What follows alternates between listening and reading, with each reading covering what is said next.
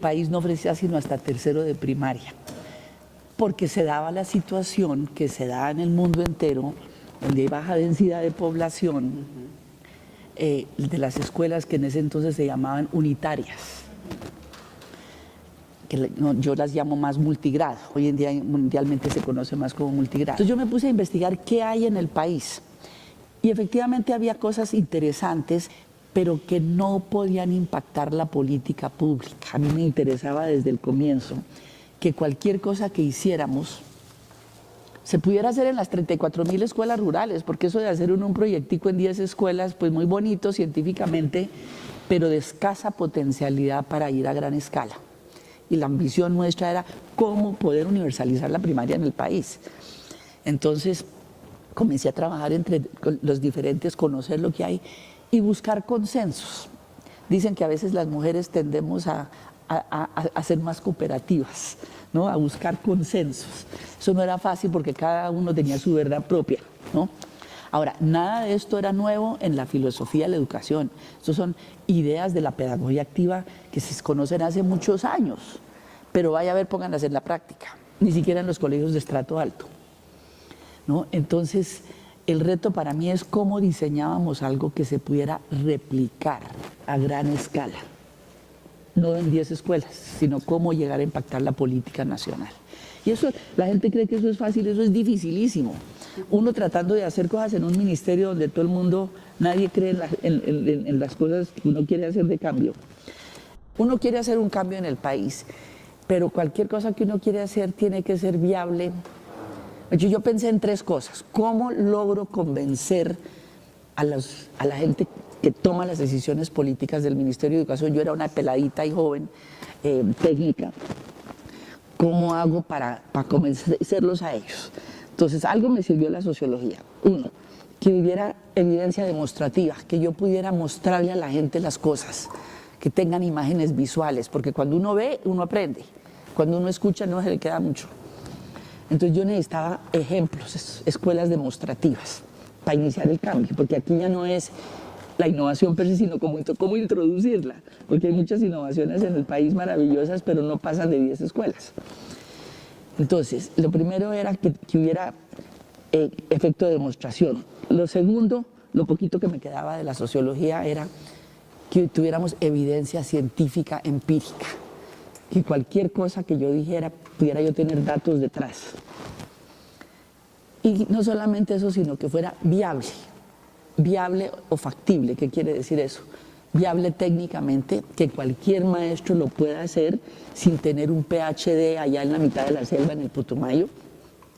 Allá están nuestros maestros rurales y les toca capotear a ver cómo manejan ellos en ese aislamiento. Pues ya después de que yo ya llevo en eso muchos años, ya jovencita, termino siendo viceministra de Educación en el gobierno de Betancur.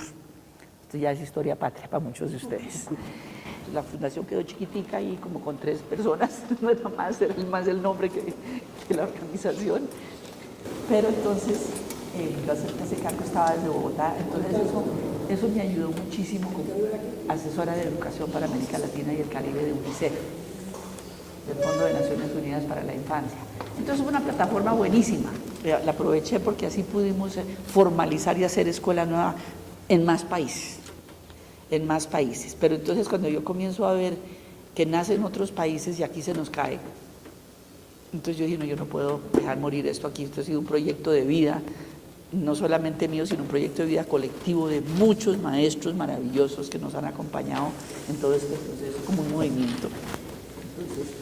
Entonces pues no me pensiono de Naciones Unidas, dejo la pensión importante y me pongo al frente de la fundación, de la ONG, porque no podemos dejar morir escuela nueva en el país. Pues ahí es donde vino la etapa en que los alcaldes no sabían qué era ese cuento, trasladaban a los maestros que habíamos capacitado, llegan nuevos docentes, no saben, el niño es el que capacita al maestro y le explica cómo es el cuento, ¿no? Entonces fue la época del debilitamiento que tuvo Escuela Nueva como en los 90s, ¿no? Entonces ahí fue cuando precisamente yo dije, no podemos seguir moviéndonos internacionalmente y aquí muriéndose eso.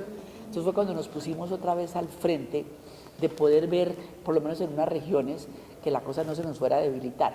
todo eso está escrito, nosotros tenemos la historia, toda esa parte, pero era muy importante porque precisamente fue donde comenzamos a decir, no puede ser solamente capacitación en servicio del docente, nos tenemos que meter a las normales, que es donde están saliendo los docentes para su práctica, y si no conocen esto bien, ahí andamos en eso, tratando de armar proyectos con las normales. Esa es como la impresión o la tristeza que uno siente, ¿sí? Porque uno es maestro de escuela normal y uno quiere mucho la normal. Y uno quiere que los estudiantes que salgan de la normal, o sea, los maestros, pues que manejen todo esto. Claro. Pero no encontramos como el apoyo de... Ahí es donde nos toca trabajar, ahí es donde tenemos que pensar cómo aunar esfuerzos. No encuentra uno ni apoyo de Secretaría de Educación ni del Ministerio, ¿sí? Ni nada, empezando porque no hay las vías, no hay una... Sí, ayer me llamaba un maestro, sí.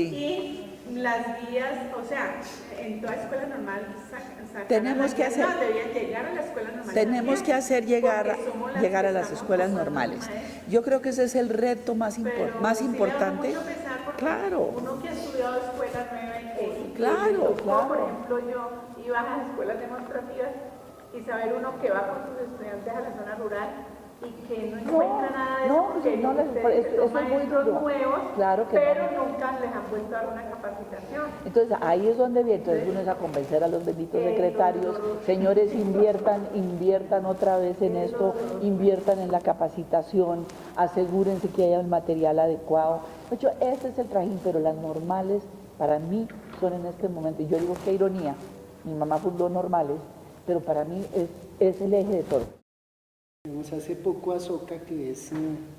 Ashoka, que son sí. los líderes, los gurús... En el concepto de emprendimiento social. De emprendimiento social. Ya están ahorita precisamente en un evento aquí internacional. Pues nombran a la Escuela Nueva como una innovación social. Bueno, y tú cada rato hablas de la innovación, de la sí. Investigación. Porque nosotros andamos con el cuento de la innovación educativa, lo que estamos haciendo aquí son trabajos de innovación. Digamos, ¿cómo funciona eso? Tú hablas de investigación, hablas de, siempre dice de echar ojo, hablar con la gente, ¿cómo ha funcionado ese tema de la innovación en Escuela Nueva, en todo el modelo a lo largo del tiempo?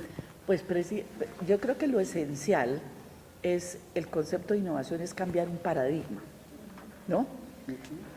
Pero que vamos a ver aquí diciendo, eso no es nuevo, es el paradigma de transmisión de conocimiento, construcción colectiva de conocimiento, el cambio de paradigma de una educación centrada en un docente que transmite información a un aprendizaje centrado en el estudiante que participa activamente en la construcción de su aprendizaje. Que el nuevo rol del docente para el siglo XXI. Hombre, el docente es un personaje demasiado importante para que esté transmitiendo información. Información ya viene en las guías, en otras, empaquetado de otras maneras. El rol del docente del siglo XXI, y es que yo les digo esto porque es que yo he hablado de esto en Estados Unidos en foros del nivel de innovación más alta, y yo digo, qué ironía, ¿no? En Colombia nosotros la necesidad es la madre de la innovación. Entonces, esto no es nuevo, pero es un docente que tiene más tiempo para conocer cómo aprenden sus alumnos, para conocerlos un poquito más, quererlos más, retroalimentarlos en el proceso de evaluación formativa, que ya para el final, ya para qué, ¿no? Entonces, que está más cerca, un coach, ¿no? Es un orientador que facilita, que motiva, que cataliza, es un rol de más empatía, de más ser humano, de calidad de ser humano, ¿no? Eso es el rol del verdadero docente.